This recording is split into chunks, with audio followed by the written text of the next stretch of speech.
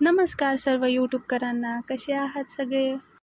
बघा ना कसं वातावरण झालं आहे बाहेर, आणि अशा वातावरणामध्ये मला पिल्लूला घेऊन हॉस्पिटलला जावं लागलं आज. कारण त्याला बरं नाही आहे. त्याच्या अंगावर कसले तरी रॅशेस झाले होते. मग काय, त्याला ज्या दवाखान्यामध्ये न्यायचं होतं तो दवाखानाच आज बंद होता, म्हणून आम्हाला दुसऱ्या दवाखान्यामध्ये जावं लागलं. त्याला चेक वगैरे केलं आणि मेडिकल घेऊन आम्ही घराकडे निघालोच होतो, तितक्यात पाऊसही आला. डिकीत ठेवायचं असतं बाबा औषध, डिकीत.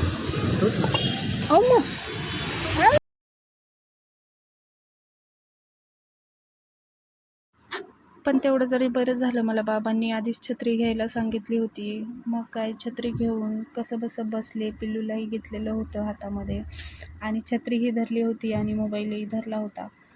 असंच करत कसंबसं घरी आलोत. पिल्लू गाडीवरच झोपला होता आणि मीही थोडीफार ओली झाले होते. मग काय, घरी आल्यावर जे राहिलेली कामे होती ती कामे आवरली. अर्धी कामे तर मी अगोदरच करून गेले होते. ह्यांचे 1-2 ड्रेस धुवायचे होते, तर मी चेक करत होते खिशामध्ये काही कागद किंवा पैसे मिळत आहेत का. कारण ह्या अगोदर 1-2 वेळा पैसेही धुतले होते आणि कामाची कागदही धुतली होती. तर मैत्रिणींनो, तुमच्याबरोबर असं कधी झालं आहे का? कमेंट करून नक्कीच सांगा, कारण माझ्याबरोबर तर नेहमी असंच होतं. ज्या दिवशी मी खिसे चेक करायला विसरले त्या दिवशी कामाचा कागद किंवा पैसे मी धुतलेलीच आहेत. तर आज सकाळी अंशूच्या स्कूलमध्येही गेले होते, कारण तिचे बुक्स घ्यायचे राहिले होते आणि मिसही कॉल करत होत्या बुक्स घ्यायला या म्हणून. मग काय, तिच्या बुक्स आणल्यानंतर व्यवस्थित अरेंज करून ठेवल्या. तिला आत्ता लागणाऱ्या बुक्स मी काढून ठेवल्या होत्या आणि बाकीच्या व्यवस्थित ठेवून दिल्या. हे बघा, आत्ताच्या मुलांच्या बुक्स किती छान छान आहेत. आणि आपल्या काळामध्ये कधी तर आपल्याला सेकंड हँड बुक्ससुद्धा वापरायला मिळायच्या. आणि आमच्यासारखं कुणी सेकंड हँड बुक्स वापरले आहेत, कमेंट करून नक्कीच सांगा. आणि ह्या बुक्स बघून कुणाला शाळेची आठवण झाली तेही कमेंटमध्ये सांगा. ह्या बुक्स बघून तर कधी मलाच अंशूचं होमवर्क करावं वाटतं. तर बघा, तुमच्याशी बोलता बोलता माझ्या बुक्सही अरेंज करून झाल्या होत्या आणि बुक्स वरती ठेवत होते, तितक्यात मला वरती ठेवलेली अंशूची ट्रॉफीसुद्धा दिसली. ही तिला मागच्या वर्षी फॅन्सी ड्रेस कॉम्पिटिशनमध्ये मिळाली होती. आणि आपल्या असं छोट्याशा बाळाची इतकी छान ट्रॉफी वगैरे बघून किती प्राऊड फील होतं ना.